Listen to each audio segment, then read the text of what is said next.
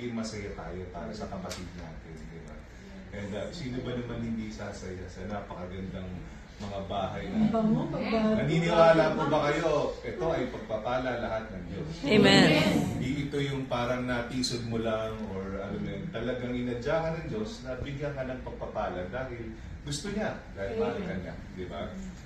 So, sabi nga po sa Psalm 127 na unless ang Panginoon ang nagbuo ng bahay, no? Eh baliwala lahat na nagtrabaho, di ba? So, meron po tayong mga rason kung bakit natin dinededicate ang bahay. Una-una, binabalik natin to sa ating Panginoon. Di ba? Kasi sa Kanya to di ba? Siya yung nagbigay sa atin. Pangalawa, inihiling natin sa Kanya na i-post yung mga angels niya all over our home, no? Para ma-keep yung kadiliman na malayo sa bahay natin.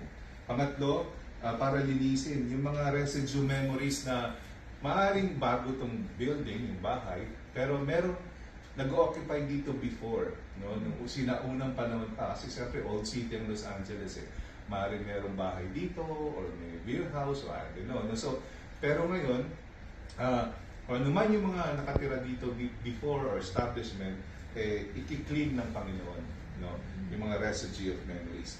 Siyempre, to break the power of words, no, ng mga sinabi prior sa paglipat dito. No, siyempre, sabi nga natin, hindi naman lahat magiging masaya, di ba? Si Jesus Christ nga may basher, tayo pa kaya, di ba? So para yung mga power na hindi na negative, na hindi magandang sinasabi laban sa bahay o sa mga tao, ay pampasagi ng Panginoon.